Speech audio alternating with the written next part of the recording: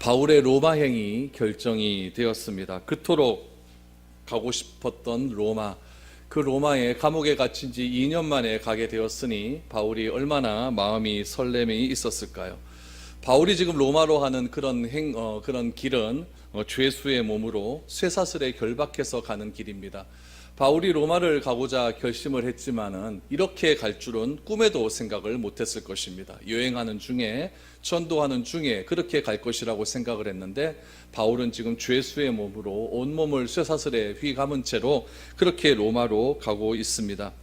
그 당시 로마는 어떤 도시였습니까? 팍스 로마라고 불릴 만큼 로마는 세계의 중심지였고 모든 길은 로마로 통할 만큼 위대한 도시였습니다. 바울은 생각합니다. 이렇게 위대한 도시 로마로부터 복음이 흘러간다면 얼마나 좋을까라고 하는 그런 생각을 했을 것입니다. 하나님은 이런 바울의 마음을 아시고 로마를 볼 수 있게 해주셨는데 그 방법이 자신의 방법이 아니라 하나님의 방법으로 움직입니다. 그것은 바로 죄수의 신분으로 움직여진다는 것입니다. 지금 바울의 나이가 한 60이 다 되었을 때쯤입니다. 요즘은 60 그래도 아직 젊은 나이다라고 이야기를 하지만 그때 당시에는 60 그러면은 이제 거의 생을 마무리해야 될 그런 때가 되었습니다. 지금 바울이 출발하려고 하는 빌립보 가이사라에서 로마까지는 100길로 4,000km입니다. 꽤 먼 길이죠. 그 먼 길이죠. 100길로 4,000km라고 하면은 여러분 굉장히 먼 길입니다. 그런데 이 거리를 배로 간다. 또 이 바울의 나이가 60이 다 된 상태로 또 몸에 쇠사슬이 결박된 대로 간다라고 하는 것은 결코 로마로 가는 길이 쉬운 길이 아니라는 것을 우리에게 알려주고 있는 겁니다. 이제 인생을 마무리할 때쯤 되면 다 어떤 마음을 갖습니까? 좀 쉬고 싶고 좀 안정된 삶을 살고 싶고 편안히 살고 싶고 그래서 인생의 삶을 마무리하고 싶은 그런 마음이 굉장히 클 터인데 바울의 삶은 어떻습니까? 죽을 때까지 하나님의 복음을 위해서 그렇게 달려가는 바울의 모습을 우리는 보게 됩니다. 오늘 바울이 로마까지 가는 그 강로에 대해서 여러분들과 함께 말씀을 나누고자 합니다. 이 말씀이 왜 성경에 기록되어 있을까요? 바울이 진짜 로마로 갔다는 겁니다. 로마로 가되 어떻게 갔다는 거냐? 확실하게 보여주기 위해서 세세하게 섬 이름 하나하나를 다 기록하고 어떤 바람에 의해서 또 어떤 배를 타고 어떻게 갔는가까지 상세하게 기록이 되어 있습니다. 오늘 이 말씀을 통해서 우리 사도행전 27장, 28장이면 끝이 나는데 로마로 가게 되고 로마에서 어떤 일이 있었는지 우리 같이 한번 말씀을 나누어 보도록 하겠습니다. 1절, 2절 먼저 보죠.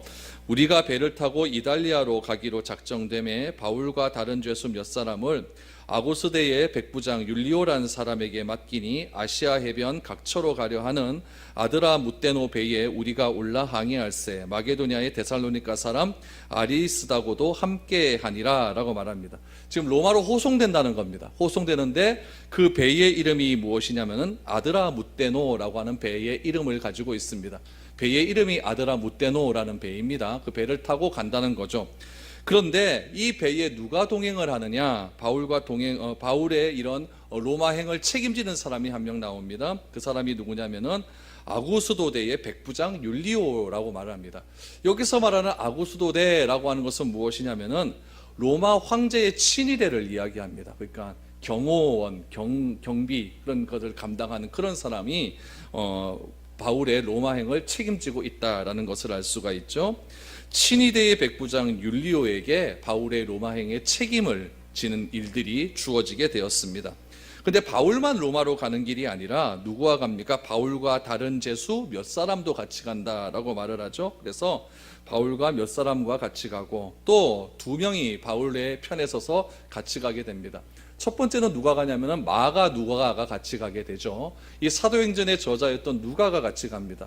누가의 직업이 뭐였죠? 의사였죠. 의사였으니까 죄수들의 전체적인 안전과 신체적인 그런 것들을 관리하기 위해서 의사인 누가를 같이 동행하게 하였고, 또 2절 마지막 절에 보니까 데살로니가 사람 아리스다고도 함께 한다라고 말을 하고 있습니다. 그래서 바울의 편에 선 사람 두 사람과 함께 동행을 하죠. 누가와 데살로니가 사람 아리스다고 이렇게 갑니다. 누가는 이 사도행전의 저자였으니까 우리가 더 이상 설명할 필요는 없을 것 같고요. 아리스다고에 대해서 조금 알아봐야 됩니다. 아리스다고는 우리 사도행전 19장 29절 말씀에 보면은 이 아리스다고라고 하는 사람이 등장을 하게 됩니다. 이런 말씀이 있죠. 온 시내가 요란하여 바울과 같이 다니는 마게도냐 사람 가이오와 아리스다고를 붙들어 일제히 연극장 안으로 달려 들어가니라 라고 말합니다. 여기서 말하는 온 시내라고 하는 것은 에베소를 이야기합니다. 바울이 3차 여행 중에 에베소에 가서 복음을 증거하고 또 두란노 소원에서 말씀을 2년 동안 꾸준하게 가르쳤더니 두란노 소원의 그런 복음의 능력을 통해서 에베소가 완전히 뒤집혀지는 그런 일들이 일어나지 않습니까? 그리고 은장색을 파는 우상을 파는 사람이 있었는데 그 우상 파는 사람이 회심을 하게 되어버리니까 그 우상 파는 사람들이 막 데모를 일으켜갖고 저 사람이 우리를 굶어 죽게 하는도다 라고 말을 하면서 에베소 극장에 수많은 사람들이 몰려들게 되었습니다. 그 극장으로 몰려 들어가는 과정 가운데 누가 들어가냐면은 19장 29절에 보니까 바울과 같이 다니는 사람 두 사람이 들어갑니다. 첫 번째 사람은 마게도냐 사람 가이오, 두 번째 사람은 아리스다고, 두 사람이 바울을 대신해서 에베소 극장으로 끌려 들어갔다라고 하는 기사가 나오죠. 그래서 이 데살로니가 사람 이 아리스다고는 바울과 복음 전도 여행을 함께 했던 사람으로 이렇게 추측이 되어지죠. 그래서 바울과 복음 전도 여행을 함께 하다가 지금 바울이 감옥에 들어갔을 때까지 같이 있었고, 바울이 지금 로마로 항해를 하는 그 과정 속에도 함께 하는 사람이 누구였다고요? 아리스다고였다라고 말을 합니다. 또 한 군데 보면은 사도행전 20장 4절 말씀에 보니까 이렇게 나옵니다.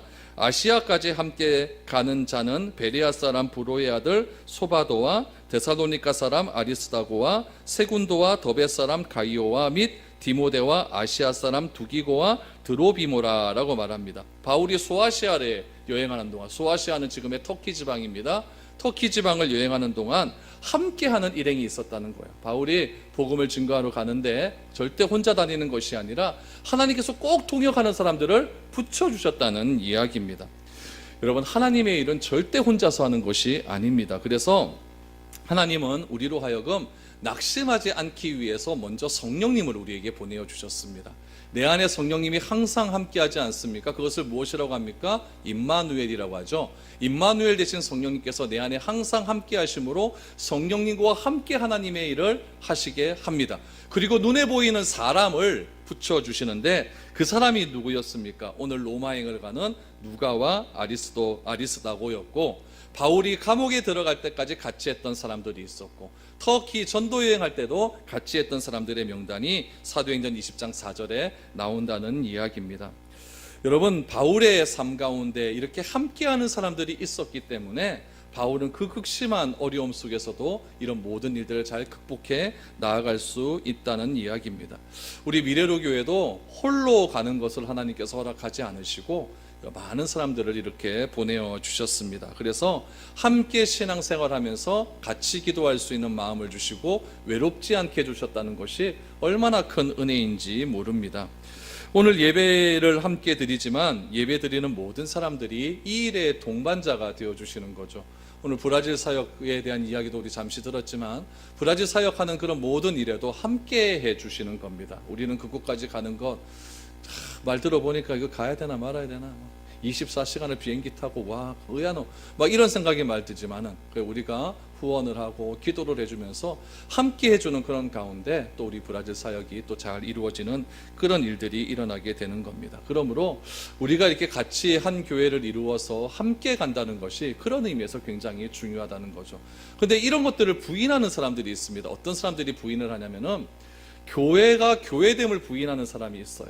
무교회주의자라고 얘기하는데 이런 사람들은 어떤 사람들이냐면은 교회가 모여서 자꾸 이제 이상한 일들이 많이 일어나고 또 범죄함들이 일어나게 되고 교회 안에서 사건 사고가 많이 일어나서 세상 사람들로부터 교회가 비난을 받게 되자 이 교회가 뭐가 필요하냐? 내 혼자 신앙생활을 하면 되지. 내 자신이 교회인데 무슨 이렇게 교회가 필요하냐라고 하면서 무교회를 주장하는 그런 사람들도 있습니다. 우리나라에 이런 무교회를 주장하는 사람이 김교신이라고 하는 그런 신학자가 있는데, 이런 사람들이 굉장히 무교회를 주장하는 그런 아주 굉장히 좌쪽에 있는 그런 신학자들도 있습니다. 그러나 분명한 것은 무엇이냐면은 그런 무교회주의자가 맞는 것이 아니라 함께 신앙생활을 하면서 함께 격려하고 함께 기도하며 함께 주의 귀한 말씀들을 들고 함께 사역하는 것이, 그것이 바른 신앙생활이라는 것을 우리는 꼭 기억해야 됩니다. 그래서 우리가 신앙생활한다라고 하는 것은 변두리에 있는 것이 아니라 교회라고 하는 곳으로 들어오셔야 됩니다. 들어와서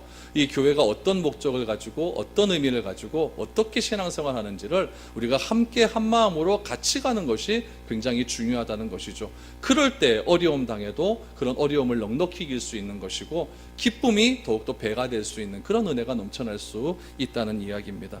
오늘 바울 혼자 갔었으면 어떻게 했을까요? 60 다 된 노인이 지금 이제 하나님 앞에 인생을 마무리할 날이 얼마 남지 않은 그런 노인인데, 아무리 큰 비전이 있고 로마로 가고자 하는 그런 꿈이 있다 할지라도 혼자서 그대 쇠사슬에 얽매여서 그렇게 4,000km나 되는 그런 뱃길을 홀로 간다는 것은 결코 여러분 이건 쉬운 일이 아니라는 겁니다.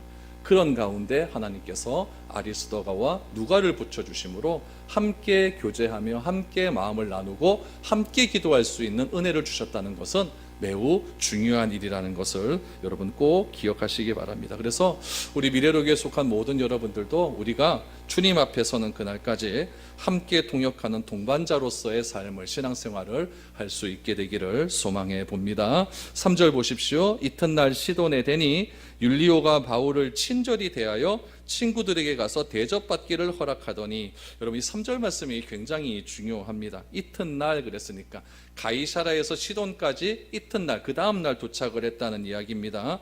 배가 가이사라에서 시돈까지 가는 거리가 약 100길로 112km쯤 되는 거리입니다. 그러니까 배가 이렇게 서쪽으로 가는데 동쪽에서 바람이 많이 불어줬다는 이야기죠. 배가 이렇게 하루 만에 이렇게 100km 넘어가는 것은 굉장히 빨리 갔다는 이야기입니다. 그래서 또 공풍으로 아주 순조롭게 배가 갔다라는 이야기죠.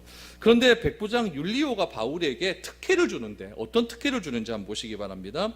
시돈에 내렸습니다. 시돈에 내렸더니 친구들을 불러서 만나도 좋다라고 하는 것을 허락했다는 이야기입니다. 여러분 어떻게 이런 일이 있을 수가 있을까요? 교도소 소장이 죄인을 이감을 시키는데, 이송을 하는데 한 중간쯤에 머물렀다는 이야기죠. 머물렀는데 이 사람을 나가서 친구들을 만나도 좋고, 친구들이 너를 면회로 왔으면 그 사람 만나는 것을 다 허락하겠다라고 하는 그런 일이 일어나게 되는 겁니다. 여러분 백부장이 죄인의 신분인 바울에게 이런 혜택을 줄 수 있는 이유가 무엇일까요? 이유는 딱 한 가지입니다. 바울의 인격 때문에 그랬을 것입니다. 요셉도 그렇지 않습니까? 보디발의 집에 노예로 잡혀갔었을 때 하나님이 요셉과 늘 언제나 함께 하시니까 요셉이 형통하게 되었다라고 말을 하죠. 노예로 있는 삶이 뭐가 형통하겠습니까? 그런데 하나님의 시각에서 보면은 요셉이 보디발의 집에 들어가서 노예로 있는 삶이 형통한 삶이었다라고 말을 하면서 그 보디발에 있는 모든 재산을 관장하는 청지기가 되지 않았습니까? 그런데 좀 오해를 받아서 감옥에 가죠. 감옥에 가서도 하나님께서 요셉과 함께 하심에 형통하게 되었다라는 말이 또 반복해서 나옵니다. 이것은 무엇입니까? 그 감옥 안에서도 요셉이 많은 죄수들과 간수들에게 인격적인 삶을 보였다라고 하는 그런 의미겠죠. 그래서 모든 그 간수들, 죄인들을 가난하는 그런 사람이 또 요셉이 되었다라는 이야기죠. 그런 이야기가 오늘 바울에게 그대로 적용이 되는 겁니다. 바울은 지금 죄수의 신분입니다. 쇠사슬에 묶여있는 그런 신분이죠. 그런 신분을 가진 사람이 만약에 그곳에 내려서 도망이라도 가기도 한다면은 이것을 책임지고 있는 율리오에게 있어서는 여러분 극심한 일이 일어나게 되거든요.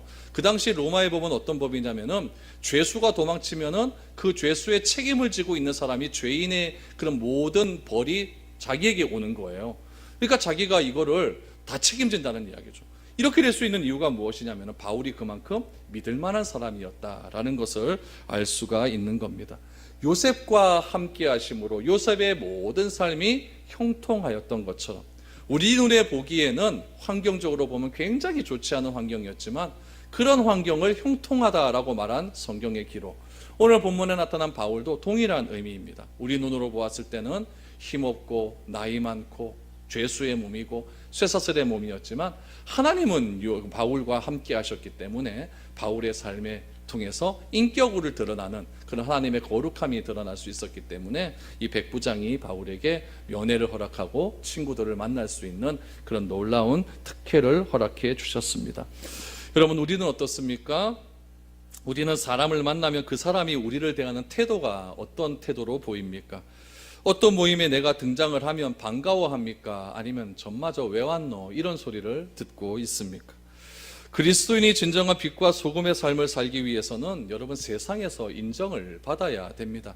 아무리 예수를 잘 믿는다 할지라도 세상 사람들에게 인정받지 못하는 것은 여러분 그거는 그리스도인이 아닙니다. 빛과 소금이라고 하는 것은 전제가 있죠. 교회에서의 빛과 소금이 아닙니다. 어디서요? 세상에서의 빛과 소금이에요. 믿지 않는 자들 틈에서 내가 그리스도인으로서 드러나야 된다는 이야기죠. 그 세상에서의 인정받음이 권력과 돈으로 대변되는 소유를 통한 인정이 아니라 인격적인 삶을 통해서 인정받을 때 우리의 인격을 통해 하나님이 그대로 드러날 수 있다는 이야기입니다. 여러분, 그것이 전도입니다. 다른 것이 전도가 아니라 그것이 전도예요. 그래서 내가 가지고 있는 권력과 힘과 물질이 있다고 하면 그런 것들이 내 인격을 통해서 그대로 드러나게 되어서 많은 사람들에게 도움을 줄 수 있고 인격적이라고 하는 그런 말을 들을 수 있는 그런 사람이 되어야 될 줄로 압니다. 오늘 바울의 삶은 비록 죄수의 삶이었고 가장 낮은 삶이었지만 오히려 백부장, 죄인을 책임지고 있는 백부장도 감동할 만한 그런 인격을 소유한 사람이었다는 것을 우리가 알게 되죠.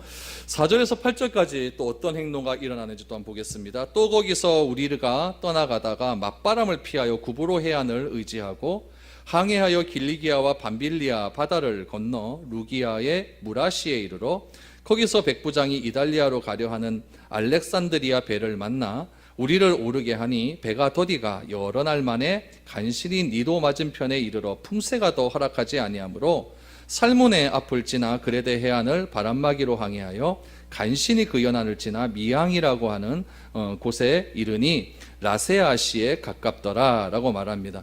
지금 바울이 지금 거치고 있는 곳이 어디였냐면 시돈이라고 하는 곳이었습니다. 시돈에서 우리가 떠났다 그랬으니까 지금 결론은 뭐냐면 4절에서 8절의 결론은 뭐냐면은 시돈에서 떠나서 어디에 도착했다? 미항에 도착했다. 이러면 돼요.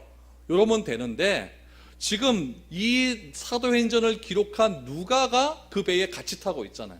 그러니까 꼼꼼하게 기록을 한 거예요. 꼼꼼하게 기록을 한 거예요. 또 의사 아닙니까? 얼마나 꼼꼼하게 했습니까? 꼼꼼하게 기록한 거예요.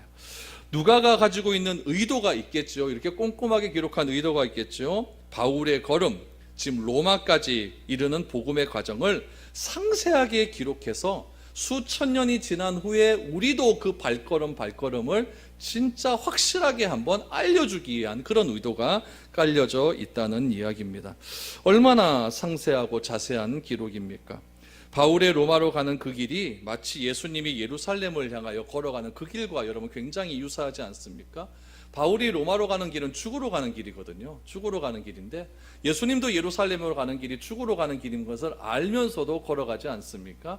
그런 모든 기록들이 하나씩 상세하게 기록되어 있었고 우리가 그 발자취를 밟아가면서 예수님께서 왜 이런 삶을 사셨는가를 알 수 있는 것처럼 바울이 지금 로마로 가는 여행 가는 과정의 길을 상세하게 기록한 이유는 무엇이냐면은 그 복음의 발걸음을 우리가 알라라는 이야기죠. 그럼 한번 볼까요? 가이사랴에서 시돈을 도착했습니다. 시돈을 떠나서 어디로 갑니까? 지중해에 있는 구브로 섬 북쪽을 지나 터키 남부 연안을 따라 가게 되는 거죠. 지금 보니까 구브로 해안을 의지하고 항해하여 길리기아와 밤빌리아 바다로 이렇게 갔다라고 말을 하지 않습니까? 이 항로는 어떤 항로였냐면 바울이 1차 선교 여행을 갔던 그 길과 똑같은 백길입니다. 똑같은 백길로 지금 가는 거예요. 그 길로 백길로 가서 어디에 이르게 되었냐면은 5절쯤에 보니까 루기아의 무라시에 이르렀다라고 말합니다. 무라라고 하는 동네에 이르게 된 겁니다. 그러면 여기까지 가는 거리가 어느 정도 되느냐? 시돈에서 무라까지 가는 거리가 약 100길로 한 2주 정도 갔다고 보시면 됩니다. 14일 정도 갔다고 보시면 됩니다.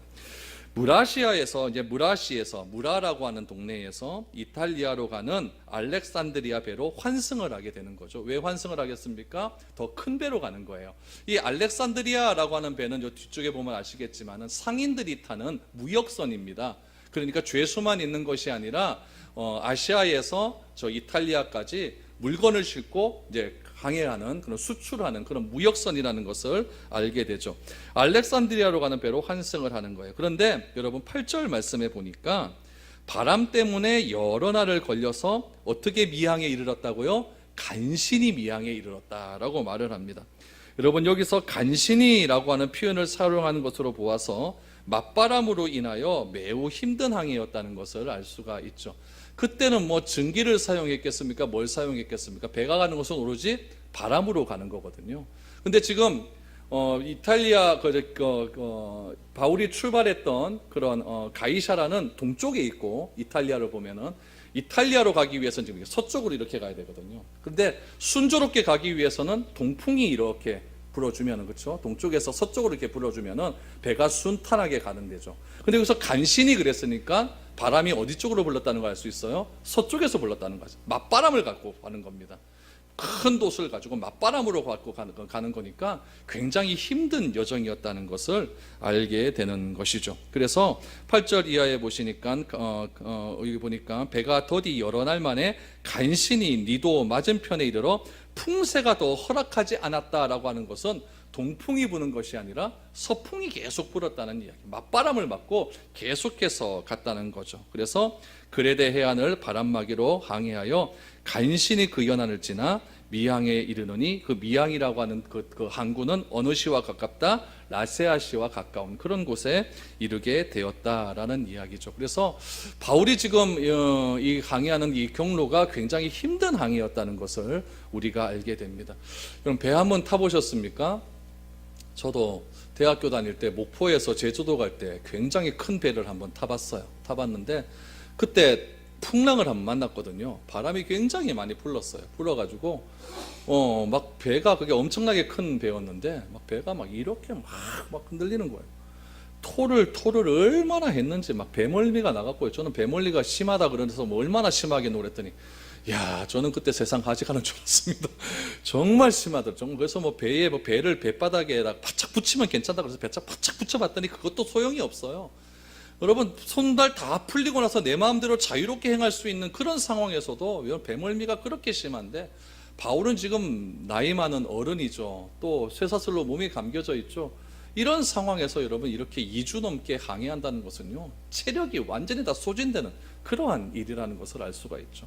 맞바람 치니까 얼마나 더 심각하겠습니까? 굉장히 힘든 항해를 하고 있는 겁니다. 9절에서 11절까지 한번 보십시오. 여러 날이 걸려 금식하는 절기가 이미 지났으므로 항해하기가 위태한지라 바울이 그들을 권하여 말하되, 여러분이여, 내가 보니 이번 항해가 하물과 배만 아니라 우리 생명에도 타격과 많은 손해를 끼치리라 하되, 백부장이 선장과 선주의 말을 바울의 말보다 더 믿더라 라고 말합니다.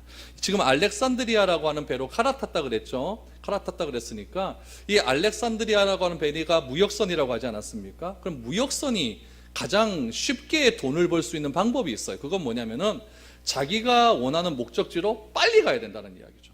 타이타닉 보셨습니까? 타이타닉도 보면 선장은 멈추자 그러죠. 근데 선주는 빨리 가자고 하지 않습니까? 왜 그러냐면은 빨리 가야 이 배에 대한 이슈가 되는 거예요. 세계 신기록 세워야 된다는 얘기죠. 그래서 빨리 우리 미국항으로 가야 된다는 거죠. 근데 이 선주가 막 무리하게 막 항해를 하자라고 해서 결국 그 빙항상하고 부딪혀가지고 침몰하는 경우를 보지 않습니까? 오늘 본문 말씀에도 보니까 이 알렉산드리아라고 하는 배의 목적은 이탈리아로 빨리 가서 화물을 풀어야 됩니다.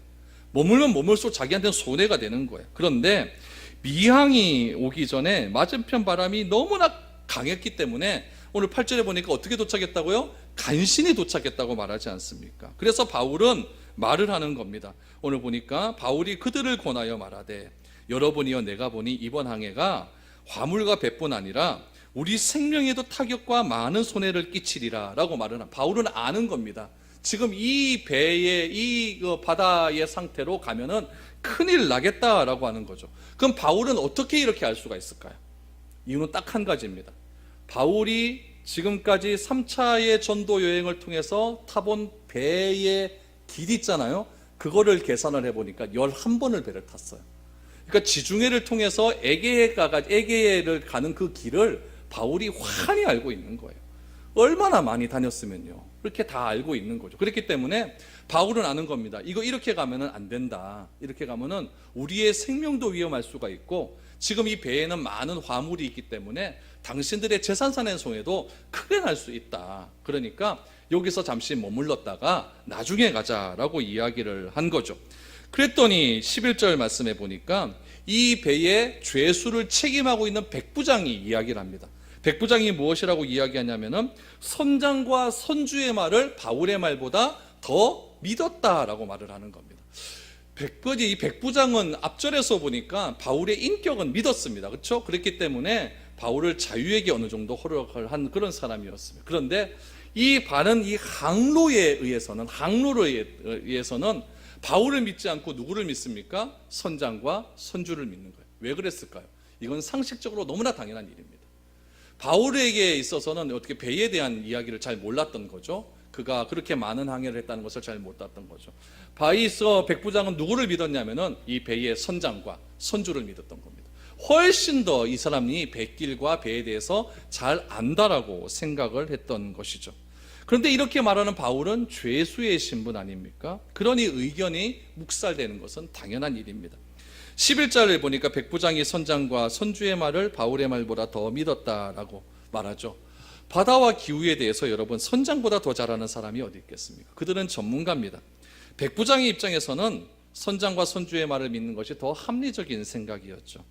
바다의 전문가인 선장의 말을 믿는 것이 맞겠습니까? 별 볼 일 없는 바울의 말을 들어야 될까요?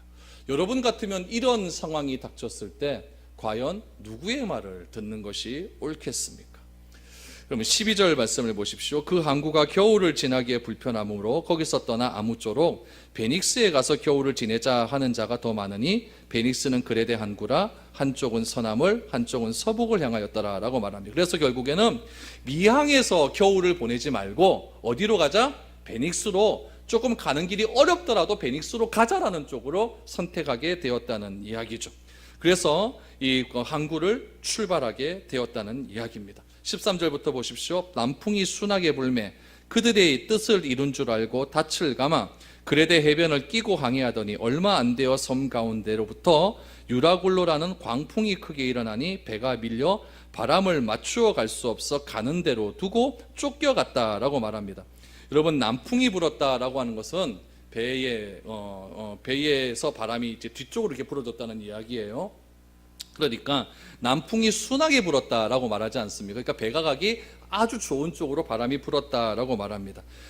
뒷바람 바람은 맞으면 배가 더 빨리 가는 것은 당연한 일 아닙니까? 그러니 선장의 말이 맞다고 확신을 하고 출발을 하는 거예요. 13절에 보니까 그들의 뜻을 이룬 줄 알고 닻을 감아 그레데 해변을 끼고 항해했다라고 말하지 않습니까? 그런데 미항에서 이 베닉스까지 거리는요 64km예요. 얼마 먼 거리가 아닙니다. 총거리가 4,000km인데 그 64km는 하루 만에 갈 수 있는 그런 거리 아니겠습니까? 남풍만 잘 불면 여러분 반나절에도 갈 수 있는 그런 거리였어요. 그런데 출발하고 얼마 되지 않아서 어려움이 시작하게 되는 거예요. 순식간에 바람이 바뀌기 시작을 합니다. 그 바람의 이름이 뭐라고 나옵니까? 유라굴로라고 나와요. 유라굴로. 이 유라굴로라고 하는 것은 회오리 바람을 뜻합니다. 그래서 뒷바람에서 지금 맞바람으로 바뀌어지는 것을 의미하게 되는 거죠. 여러분, 이런 것을 가만히 보면은 이 바다라고 하는 것은 성경에 보면 무엇에 많이 비유를 하고 있냐면 우리 인생에 많이 비유를 하고 있습니다. 우리 갈릴리 바다, 그것도 무엇에 비유를 합니까? 우리의 인생에 비유를 하지 않습니까? 지금 바울이 가이사라에서 로마로 가는 것은 우리가 달려가야 될 그런 길들입니다. 그 길이고, 이 바다라고 하는 것은 무엇이냐면은 우리 인생에 경험하고 있는 다양한 환경을 뜻하고 있는 거죠. 여러분, 인생이란 어떤 거겠습니까? 가고 싶은 대로 가는 것이 아니라 가는 대로 가는 것이 인생입니다. 우리 저보다 훨씬 더 많은 인생을 사신 분들이 많이 계신데 사시다 보면 어떻습니까? 저도 그런데요. 꼭 내 하고 싶은 대로 그 원하는 대로 가는 길이 잘 있습니까? 내가 목표하는 대로 잘 되지 않은 것들이 훨씬 더 우리 삶 가운데 많은 것이 우리의 인생이 아닙니까? 내가 가고 싶은 대로 인생을 끌고 가는 것이 아닙니다. 이대로 가면 모든 것이 잘 풀려서 목적지에 도착할 거 있을 것 같은데, 오늘 13절처럼 남풍이 순하게 불매 그들의 뜻을 이룬 줄 알고 닻을 감아 이렇게 가면은 잘 갈 것 같은데, 꼭 중간에 이 유라굴로와 같은 어려움들이 우리 인생 가운데 딱 가로막는 것을 보게 된다는 이야기죠. 그 유라굴로와 같은 태풍이 무엇이 있겠습니까? 갑자기 병이 걸려요. 갑자기 어려움에 닥쳐요. 갑자기 막 그냥 일이 잘 안 됩니다. 요즘 우리나라로 보면 경제가 갑자기 확 떨어지게 됩니다. 잘 될 줄 알았는데 갑자기 힘들게 됩니다. 그래서 중소상공인들이 얼마나 지금 힘들어하고 어려워하고 있습니까? 이런 유라굴로와 같은 것들이 자꾸 내 앞에서 가로막고 있다는 이야기죠. 내 인생은 내가 끌고 갈 수 있고 내가 결정할 수 있다고 생각하는 것처럼 어리석은 인생은 없습니다. 여러분, 선주와 선장 얼마나 바다에 대해서 잘 압니까? 그 사람들의 자기의 경험에 의해서 이렇게 가문된다라고 생각을 했지만, 그들의 경험도 하나님이 행하시는 그 인생이라고 하는 것에 결코 여러분 그들의 뜻대로 되지 않는다는 이야기예요. 우리도 똑같다는 이야기입니다. 내 인생은 내 마음대로 되는 것도 아니고 내가 가고 싶은 대로 가는 것도 아니라는 것을 이 바울의 로마항을 통해서 우리는 알 수가 있는 겁니다.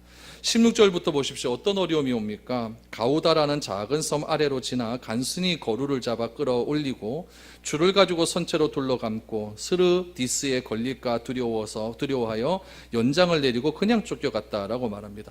배가 지금 이렇게 서쪽으로 가야 되는데 유라굴로라는 광풍이 맞바람이 붙여버리니까 자꾸 뒤로 밀려나는 거예요. 뒤로 밀려나니까 어쩔 수가 없는 거예요. 그래서 지금 바울이 출발했던 곳에서 지금 어디에 도착을 했냐면 가우다라고 하는 섬에 도착을 하게 되는데, 이 가우다라고 하는 섬은 지금 출발했던 곳에서 약 30km 떨어진 섬입니다. 그러니까 딱 반간 거예요. 딱 반간 지점에서 어떻게 하느냐, 거루를 잡아 끌어올렸다라고 말을 합니다. 거루는 무엇이냐면 작은 배를 이야기해요. 우리 큰 배 같은 데 보면은 어떤 섬에 도착을 했는데 큰 배가 섬에 도착할 수 있는 섬의 여건이 안 되는 거예요. 그럼 어떻게 하냐면은 그 작은 섬에서 배를 하나 보내죠. 배를 하나 보내서 그 섬에 들어갈 수 있도록 사람이 큰 배에서 작은 배로 옮겨 타고 이렇게 들어가는 거 아니십니까? 이 작은 배를 가리켜서 무엇이라고 하냐면은 거루라고 이야기합니다. 그래서 사람이 어떻게 했냐면은 작은 섬 아래로 지나서 거루배를 이용해서 자기가 타고 있는 알렉산드리아라고 하는 배에 동아줄을 지금 매려고 하는 겁니다. 매려고 하는데 어떤 일이 일어나고 하느냐, 스르디스에 걸릴까라고 해요. 스르디스라고 하는 것은 무엇이냐면 암초 같은 거예요. 암초, 모래톱이라고 이야기하는데 바다에 암초 같은 것이 있다는 거죠.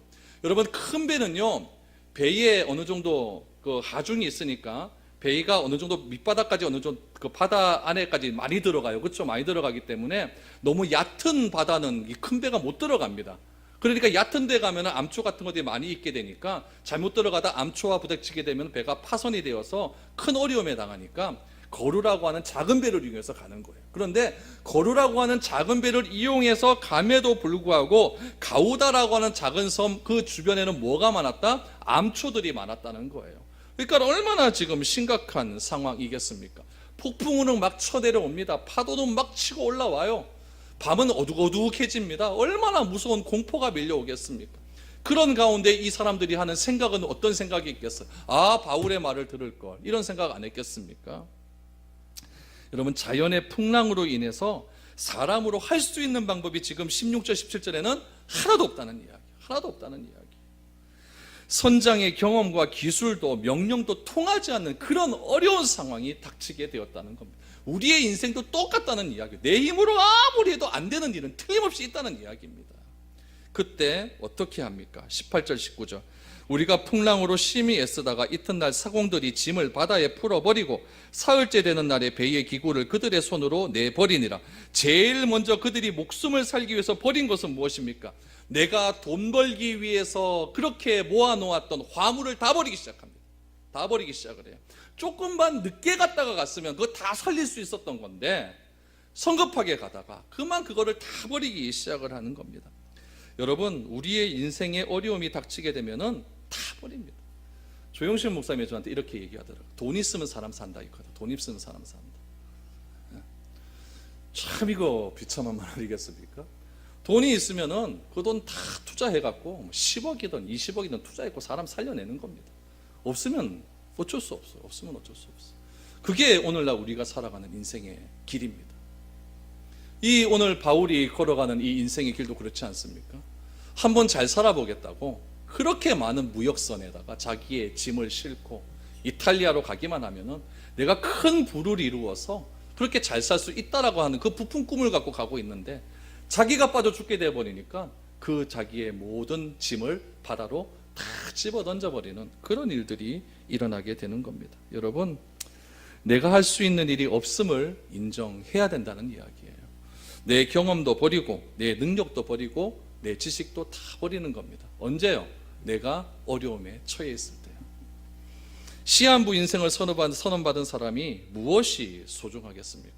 짐도 버리고 배의 기구도 누구의 손으로 버립니까? 내 손으로 다 버리는 거예요. 내 손으로 버리는 거예요. 얼마나 억울하고 참담한 일이겠습니까? 그래서 20절에 보니까 이들의 상황을 이렇게 설명을 합니다. 여러 날 동안 해도 별도 보이지 아니하고 큰 풍랑이 그대로 있음에 구원의 여망마저 없어졌더라. 이것이 여러분 우리의 인생의 결론입니다. 아무리 해도 내 인생으로는 구원할 수 없다는 이야기. 소망이 다 사라집니다. 낮의 해와 밤의 별이 없어졌다는 것은 암흑의 시간이 계속되었다는 이야기죠. 절망의 상황이 그 배에 풍랑을 만난 사람에게 왔다는 이야기입니다. 여러분, 선지서에 보면은 에스겔이라고 하는 선지자가 등장을 합니다.